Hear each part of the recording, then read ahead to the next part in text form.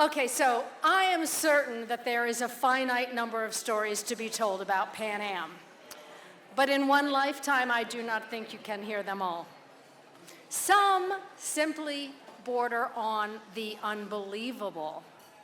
But the heroism displayed by purser Dorothy Kelly over the course of several days in March 1977 is absolutely, demonstrably true.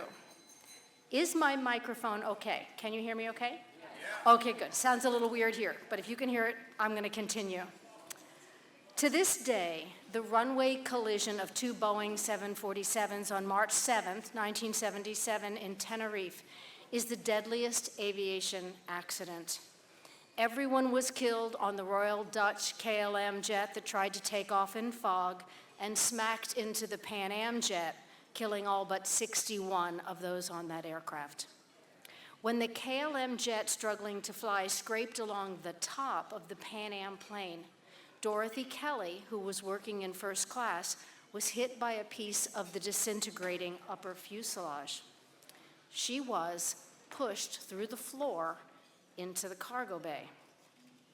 She remained conscious and was able to crawl back into the cabin, where she then proceeded to help evacuate the airplane. How did she do that?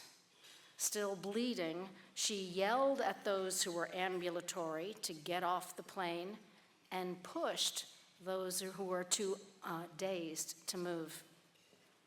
When she finally came to believe that everyone who was still alive was off the aircraft, she clambered down herself and then started ordering people to get away from the airplane, fearing that it was about to explode. Many parts were already aflame. Some of the people who could not move, she dragged away from the aircraft. One of them was the captain. So you would think that by the time Kelly got to the hospital later, she would have been eager to be treated for her own injuries.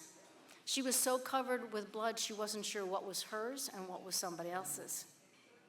But instead, she insisted to the staff that her limited medical training and slightly better Spanish would be better put to work if she helped the overwhelmed nurses. And only when things settled down was she finally operated on for a fractured skull and broken left arm. As she recuperated, she and her fellow stewardess, Carla Johnson, and Captain Bragg visited passengers in their hospital rooms and helped them communicate with the Spanish medical staff. So when Pan Am's route to London was sold to United in 1999, Kelly was laid off from her job as a flight attendant. And it took 5 years of litigation before she was reinstated to the job that she loved and did so very, very well. She continued to fly for years.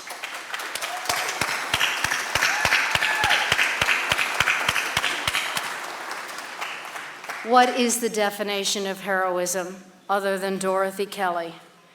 And tonight, on behalf of the Pan Am Museum Foundation, I have been given the honor of presenting her with a token of appreciation for her courage and her tenacity, and to thank her for the splendid example she sets for us all.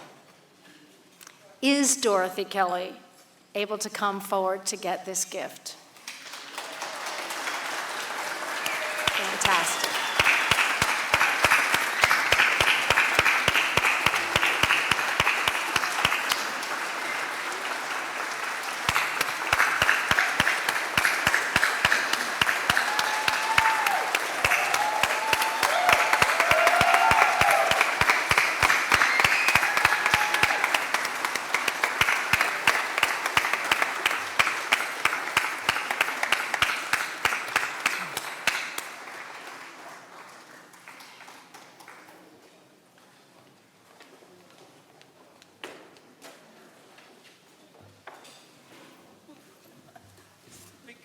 It's a huge step.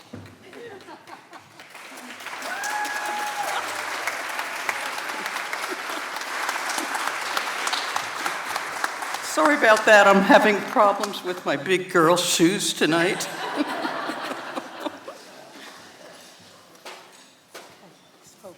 I want to give you something. Okay. I want to, this is on behalf of the Pan Am Museum Federation. It's actually heavy, and now you're going to go down steps, so we can carry it down for you. I think I'll give this to Tom to hold. Linda. Do you want to say a couple words? Yeah.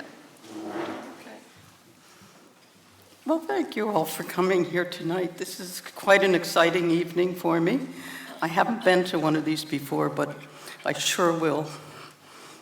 After now, I just met Siri Jacobson, who was my first roommate, and when I started flying, and we shared a story because we got an apartment with another Norwegian friend. I called them my two sardines from Norway.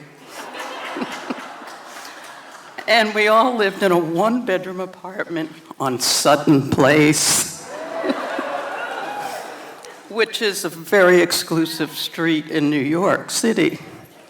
And my grandmother was, well, my family in general was not pleased with me joining an airline after, as my father's saying, paying for all those expensive schools. I taught school for a year, but I had gone to school in Switzerland for 2 years, and I lived in Geneva, which is a very cosmopolitan city, so I had friends from all over Europe. And those of you who are old enough remember flying was very expensive in those days. People mainly went back and forth between the continents by ship. And we were all starting out our careers, so we couldn't afford to see each other. And I got the idea, okay, well, how about an airline career? And Pan Am was my first choice because they didn't have any domestic routes. They only had international routes, and that was the purpose of joining an airline, was to go to Europe and visit with my friends. And the rest is history. I had 25 very wonderful, successful years. There was a lot that happened in between, a lot of good things, and of course Tenerife. But I think that day my airline training certainly came to play, and I have never, ever underestimated the importance of flight crew training. It's really important.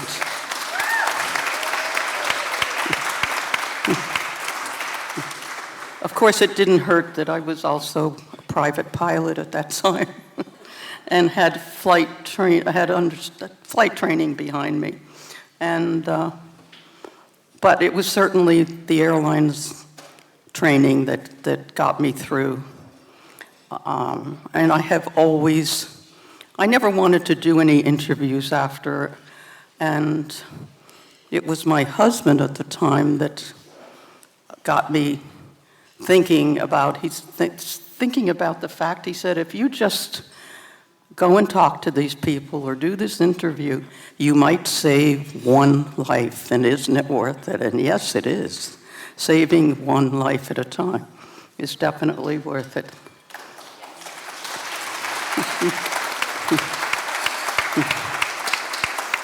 Anyway, those of you who know me know I'm a very private person, and I couldn't have done this tonight without my two assist handles over at table 5.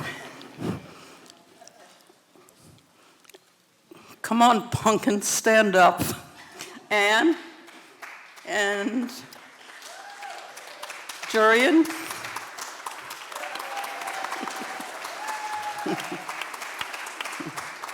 They got me through the nervous part of this evening, and I'm always grateful. So thank you so much, my assist handles, which those of you who ever worked on an airplane know are vital. And you were in training, and you weren't there long. If you ever let go of that assist handle, they put you out of training and made you come back and repeat the program again. So Thank you so much, Jurian and Ann. Okay.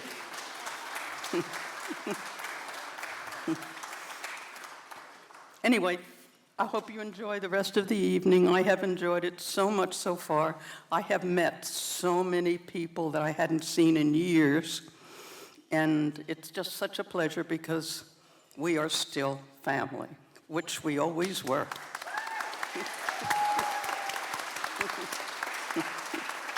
Okay. Pan Am, you will always be the wind beneath my wings.